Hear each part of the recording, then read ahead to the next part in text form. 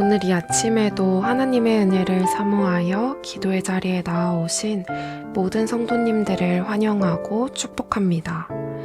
오늘 우리에게 주신 하나님의 말씀은 신약성경 요한계시록 2장 8절에서 17절까지의 말씀입니다.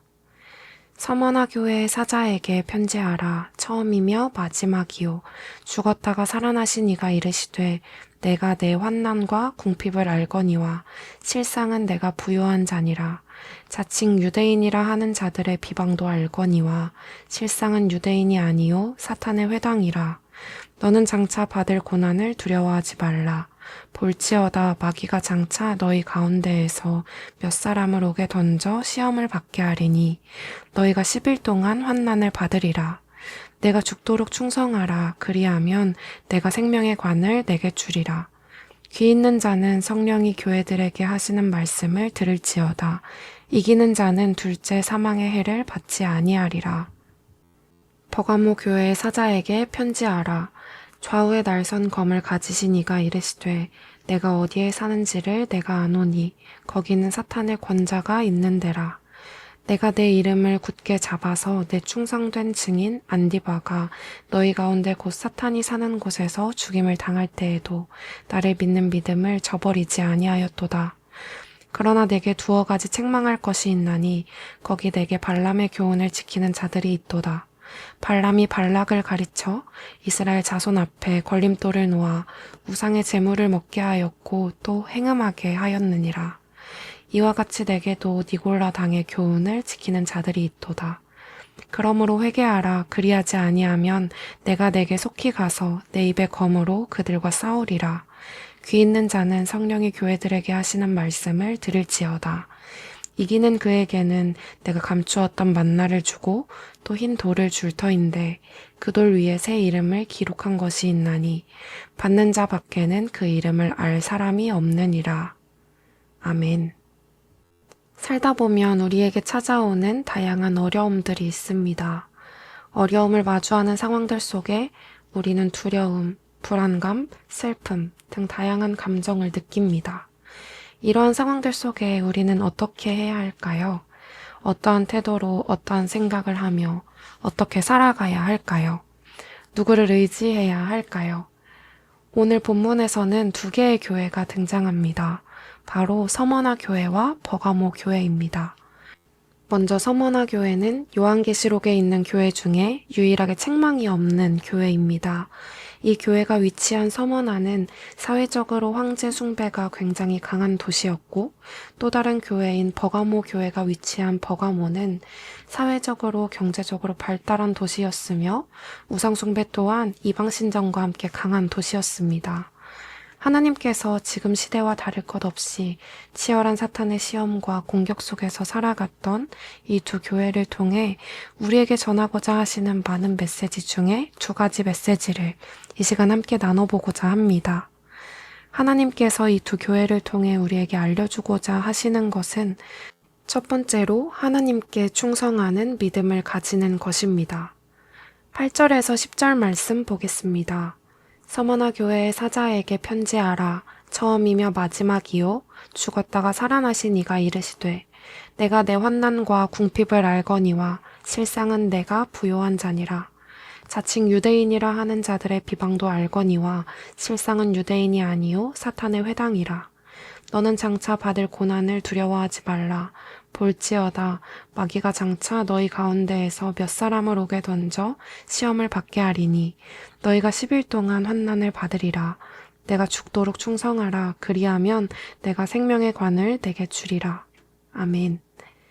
8절에 나와 있듯이 요한이 서머나 교회의 성도들에게 편지를 적어 처음이며 마지막이며 죽었다가 살아나신 삼위일체 하나님의 말씀을 전합니다. 처음이며 마지막이시고 죽었다가 살아나신 하나님이시라는 표현은 하나님께서 과거에도 일하셨듯 미래에도 동일하게 일하시며 주관하시는 분이시라는 것을 이야기합니다. 서머나 교회의 사람들에게 하나님께서는 부요한 자라고 말씀하십니다. 사회적 상황은 황제 숭배로 인해 심한 박해와 어려움 속에 있었지만 그럼에도 불구하고 하나님께서 보시기에 부요하다고 하신 것은 하나님께서 영적인 부요를 더해 주실 것을 의미합니다. 마가복음 10장 29절에서 30절 말씀 보겠습니다. 예수께서 이르시되 내가 진실로 너희에게 이르노니 나와 복음을 위하여 집이나 형제나 자매나 어머니나 아버지나 자식이나 전토를 벌인 자는 현세에 있어 집과 형제와 자매와 어머니와 자식과 전토를 100배나 받되 박해를 겸하여 받고 내세의 영생을 받지 못할 자가 없느니라. 하나님께서는 하나님의 복음을 따르며 순종하는 자들에게 때에 따라 채우시며 부요하게 하심을 말씀하십니다. 그리고 그 안에서의 박해가 있으며 고난 또한 겸하여 있을 것임을 말씀하셨습니다. 그렇기에 하나님께서는 죽도록 충성하라 라고 말씀하십니다. 세상을 살아갈 때 나를 믿는 자들은 사탄의 시험이 있을 것이니 이때 두려워하지 말고 죽도록 자신에게 충성하라 말씀하시며 그렇게 하면 생명의 관을 주신다고 말씀하십니다. 이 생명의 관은 승리한 자에게 주시는 영광을 의미합니다. 3절에 이어서 4절에서 사망의 해를 받지 않을 것을 말씀하시듯이 칭찬하시며 영원한 생명으로 일으키실 것임을 의미합니다. 서머나 교회에게 말씀하신 것을 통해서 알 수 있습니다. 하나님께서는 우리가 세상을 살아갈 때 고난을 항상 동반한다는 것을 말씀하십니다. 하지만 그 안에서 우리 또한 생각해야 할 것은 하나님께서는 사탄의 시험과 유혹 속에서 우리가 하나님께 충성하길 원하신다는 것입니다. 쉽지 않을 것입니다. 하지만 하나님께서는 어떠한 상황 속에서도 나와 동행한다면, 나에게 순종한다면 자신이 살리시고 채우실 것을 말씀하십니다. 우리에게 알려주시고자 하시는 두 번째 메시지는 세상 속에서 하나님의 말씀을 기준 삼아 분별하는 것입니다. 12절에서 15절 말씀 보겠습니다. 버가모 교회의 사자에게 편지하라. 좌우에 날선 검을 가지신 이가 이르시되 내가 어디에 사는지를 내가 아노니 거기는 사탄의 권자가 있는 데라. 내가 내 이름을 굳게 잡아서 내 충성된 증인 안디바가 너희 가운데 곧 사탄이 사는 곳에서 죽임을 당할 때에도 나를 믿는 믿음을 저버리지 아니하였도다. 그러나 내게 두어 가지 책망할 것이 있나니 거기 내게 발람의 교훈을 지키는 자들이 있도다. 발람이 발락을 가르쳐 이스라엘 자손 앞에 걸림돌을 놓아 우상의 제물을 먹게 하였고 또 행음하게 하였느니라. 이와 같이 내게도 니골라당의 교훈을 지키는 자들이 있도다. 하나님께서 버가모 교회에게 말씀하셨습니다. 버가모는 서머나와 110km 정도 떨어져 있는 교회로 군사적, 정치적, 종교적으로 발전된 도시였습니다. 이곳에는 여러 신들의 신전들이 많았고 이곳 또한 황제 숭배가 만연한 도시였습니다. 그리고 이곳에 대해 사탄이 사는 곳이라고 하나님께서는 명확하게 말씀하십니다. 사탄이 버가모에 머물고 있으며 버가모 교회 성도들이 그곳에 살고 있다는 것, 안디바가 박해당하며 순교하기까지 어려운 종교적 상황에 놓여 있음을 말씀하셨습니다. 하나님께서는 이러한 환경 속에 살아가는 버가모 교회에게 버가모라는 도시에 대해 사탄의 권좌, 즉 사탄의 권세의 보좌가 있는 곳이라고 다시 한번 말씀하시면서 교회 안에 발람의 교훈을 지키는 자들, 니골라당의 교훈을 지키는 자들이 있음을 말씀하셨습니다. 14절과 15절 말씀의 맥락을 통해서 발람과 니골라당의 교훈을 지켰던 사람들이 하나님의 말씀을 지키는 사람들과는 거리가 먼 사람들이었다는 것을 우리는 하나님께서 책망하시는 내용과 표현을 통해 알 수 있습니다. 14절에서 책망하시며 이스라엘 자손들이 발람의 가르침에 따라 세상과 타협하여 우상의 제물을 먹고 행음하였던 것에 대해서 말씀하십니다. 이러한 상황에 놓인 버가모 교회의 성도들에게 하나님께서 말씀하십니다. 16절에서 17절 말씀 보겠습니다. 그러므로 회개하라. 그리하지 아니하면 내가 내게 속히 가서 내 입에 검으로 그들과 싸우리라. 귀 있는 자는 성령이 교회들에게 하시는 말씀을 들을지어다. 이기는 그에게는 내가 감추었던 만나를 주고 또 흰 돌을 줄 터인데 그 돌 위에 새 이름을 기록한 것이 있나니 받는 자 밖에는 그 이름을 알 사람이 없느니라. 하나님께서는 위험에 처한 버가모 교회에게 그리고 모든 교회들에게 회개하라 그리고 들으라 라고 말씀하십니다. 하나님께서는 성도들이 돌이켜 하나님의 말씀을 듣고 회개하며 순종하길 원하셨습니다. 들어야 할 것을 듣고 분별하길 원하셨습니다. 사탄의 유혹과 이야기들 속에서 맞서서 싸우는 방법을 깨달아 알길 원하셨습니다. 그 방법은 회개하고 하나님의 말씀을 듣고 하나님과 함께 말씀을 따라 살아가는 것이었습니다. 말씀을 정리합니다. 우리는 하나님께서 두 교회를 통해 우리가 전하고자 하시는 두 가지 메시지를 함께 나누었습니다.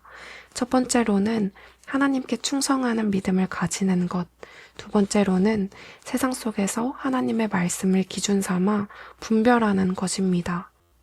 성도님들께서는 하나님 앞에 충성된 믿음을 갖고 있다고 생각하시나요? 세상 속에서 살아갈 때 하나님을 믿지 않는 이들과 자신을 바라볼 때 어떤 부분이 다르다고 생각하시나요? 우리가 살아가는 공동체 속에서 우리는 하나님의 말씀을 기준 삼아 깨어 있어야 할 것입니다. 이것이 연약한 우리에게 참 어렵게 다가올 때가 많습니다. 특히 선택의 순간에 어려움을 느낄 때도 많이 있습니다. 이때 우리가 찾아야 할 것은 하나님입니다.